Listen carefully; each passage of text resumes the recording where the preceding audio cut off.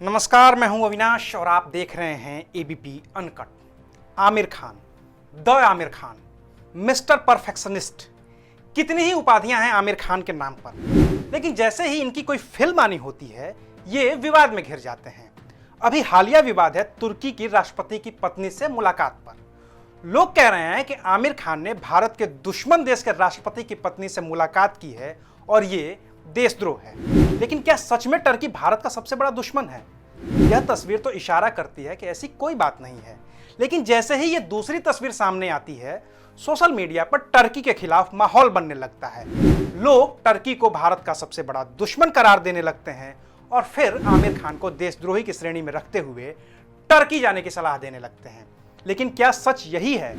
क्या टर्की और भारत की दुश्मनी वाली बात में कोई दम है, या फिर ये बातें सिर्फ और सिर्फ सोशल मीडिया पर हैं और आमिर खान की वजह से इसे हवा मिल रही है?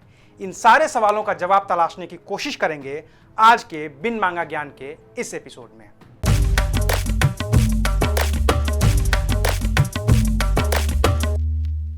पहले बात करते हैं टर्की और भारत के रिश्ते की। ये तस्वीर देखिए, इसमें भारत के प्रधानमंत्री नरेंद्र मोदी टर्की के राष्ट्रपति रेसेप तैयप एर्दोगन से मुलाकात कर रहे हैं, उनसे गले मिल रहे हैं। तस्वीर 1 मई 2017 की है, जब राष्ट्रपति रेसेप तैयप एर्दोगन भारत आए थे और बिजनेस समिट में हिस्सा लिया था। तब उनके साथ टर्की के 150 बिजनेसमैन भारत आए थे। जाहिर है कि संबंध अच्छे थे, तभी पीएम मोदी की टर्की के राष्ट्रपति से मुलाकात हुई थी और गले मिले थे। इसके बाद अगले साल 2018 में जुलाई महीने में भी रेसेप तैयप एर्दोगन 2 दिन के लिए भारत आए थे।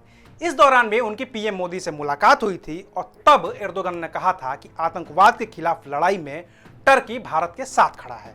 जाहिर है कि दोनों देशों के बीच संबंध अच्छे थे। साल 2019 में भी 29 जून को पीएम मोदी और रेसेप तैयप एर्दोगन की मुलाकात हुई थी जापान के ओसाका में, जहां G20 का सम्मेलन हो रहा था। जाहिर है कि तब दोनों देशों, या यूं कहें कि दोनों नेताओं के बीच संबंध अच्छे थे। अगर बात इतिहास की करें तो आजादी के बाद साल 1948 से भारत और टर्की के बीच व्यापारिक रिश्ते रहे हैं। 1948 में टर्की ने भारत में और भारत ने टर्की में अपना दूतावास बनाया था। 1907 में प्रधानमंत्री नेहरू टर्की गए थे और ऐसा करने वाले वो देश के पहले प्रधानमंत्री थे। 1965 में तत्कालीन उपराष्ट्रपति डॉक्टर जाकिर हुसैन ने भी टर्की का दौरा किया था। 1986 में टर्की के राष्ट्रपति तुर्गुत ओजाल ने भारत की यात्रा की थी और तब के प्रधानमंत्री राजीव गांधी से मुलाकात की थी। भारत के राष्ट्रपति डॉक्टर शंकर दयाल शर्मा और KR नारायणन भी टर्की की यात्रा कर चुके हैं। सितंबर 2003 में प्रधानमंत्री अटल बिहारी वाजपेयी भी टर्की की यात्रा कर चुके हैं। 15-16 जनवरी 2015 को तब की भारत की विदेश मंत्री सुषमा स्वराज भी टर्की की यात्रा कर चुकी हैं। 15-16 नवंबर 2015 को टर्की के अंटालया में हुई G20 समिट के लिए खुद पीएम मोदी भी जा चुके हैं और राष्ट्रपति रेसेप तैयप एर्दोगन से मुलाकात कर चुके हैं। इसके बाद भी अलग अलग मौकों पर पीएम मोदी और राष्ट्रपति एर्दोगन की मुलाकातें होती रही हैं। इस रिश्ते में खटास आनी शुरू हुई 5 अगस्त 2019 के बाद, जब भारत ने तय किया कि जम्मू कश्मीर को विशेष दर्जा देने वाले अनुच्छेद 370 को खत्म किया जाएगा और जम्मू कश्मीर को 2 अलग अलग केंद्र शासित प्रदेश बनाया जाएगा। टर्की ने भारत के इस फैसले का विरोध किया। 24 सितंबर 2019 को संयुक्त राष्ट्र संघ की आम सभा में टर्की के राष्ट्रपति एर्दोगन ने कहा कि भारत और पाकिस्तान को बातचीत के जरिए कश्मीर समस्या का हल खोजना चाहिए, जबकि भारत का कश्मीर पर स्टैंड बिल्कुल साफ है कि कश्मीर भारत का आंतरिक मसला है और दुनिया के किसी भी देश को, चाहे वो टर्की हो या अमेरिका, हस्तक्षेप नहीं करना चाहिए।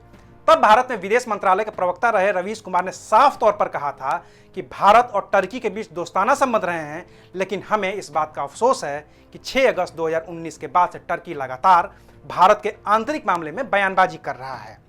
हालांकि इससे पहले भी टर्की कश्मीर को लेकर पाकिस्तान का पक्ष लेता रहा है। साल 2017 में भी टर्की के विदेश मंत्री मेवलुतु कावुसोगलू ने कहा था कि टर्की सरकार कश्मीर के मुद्दे पर पाकिस्तान के साथ है। हालांकि इसके बाद भी टर्की और भारत के संबंध बने रहे। विदेश मंत्री के इस बयान के बाद भी पीएम मोदी और टर्की के राष्ट्रपति रेसेप तैयप एर्दोगन की कई बार मुलाकात हुई और संबंध और बेहतर होते गए। अगर दोस्ती की बात की जाए तो टर्की भारत का भी दोस्त है और पाकिस्तान का भी, लेकिन भारत और पाकिस्तान दुश्मन हैं। तो जब भी एक पक्ष की बात आती है तो टर्की भारत का साथ छोड़कर पाकिस्तान का साथ देता है और भारत के लिए सबसे बड़ी दिक्कत यही है। लेकिन पाकिस्तान के हिमायती टर्की की तमाम बयानबाजियों के बाद भी भारत के टर्की के साथ आधिकारिक तौर पर व्यापारिक रिश्ते बने हुए हैं। अगर आंकड़ों के हिसाब से देखें तो पिछले एक साल में भारत और टर्की के बीच करीब 8 अरब डॉलर का व्यापार हुआ है। भारत की ओर से करीब 125 मिलियन डॉलर का निवेश किया गया है टर्की में। ये निवेश भारत की कई बड़ी कंपनियों जैसे TAFE, Mahindra, Sonalika, Tata, Jindal, Indorama, Birla, cellulose और विप्रो ने किया है। वहीं टर्की की कई बड़ी कंपनियों जैसे केओसी होल्डिंग्स, आर्सेलिक एएस और सिलेबी होल्डिंग्स जैसी कंपनियों ने भारत में 223 मिलियन डॉलर का निवेश किया है। दोनों देशों के बीच कल्चरल रिश्ते भी बेहद अच्छे हैं। मुंबई और दिल्ली से इस्तांबुल के लिए हर रोज फ्लाइट्स हैं जो टर्किश एयरलाइंस की हैं।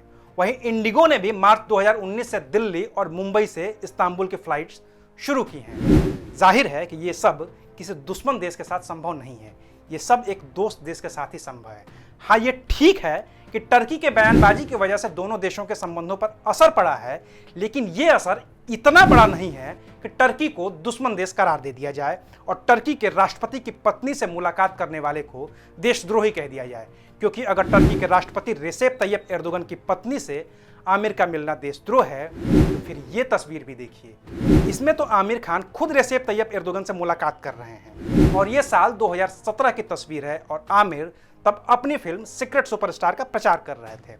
तब भी टर्की ने कश्मीर के खिलाफ बयान दिया था, पाकिस्तान का साथ दिया था, लेकिन तब किसी ने आमिर खान को देशद्रोही नहीं कहा था। जाते जाते आपको भारत सरकार का आधिकारिक पक्ष भी बता देते हैं। यूं तो अभी तक भारत सरकार की ओर से इस पर कोई प्रतिक्रिया नहीं आई है, लेकिन किसी देश के दूतावास में बैठा एम्बेसडर ही उस देश में अपने देश का प्रतिनिधित्व करता है। तो टर्की में भारत के एम्बेसडर हैं संजय पांडा। उनका ट्वीट देख लीजिए। लिखा है कि भारत के सांस्कृतिक दूत और अच्छा सिनेमा बनाने वालों में से एक आमिर खान का अपनी फिल्म लाल सिंह चड्ढा की शूटिंग को लेकर टर्की की फर्स्ट लेडी एमसी एर्दोगन से मुलाकात करना एक स्पेशल मोमेंट है। जाहिर है कि टर्की में भारत के राजदूत संजय पांडा ने आमिर खान और एमसी एर्दोगन की मुलाकात का समर्थन किया है।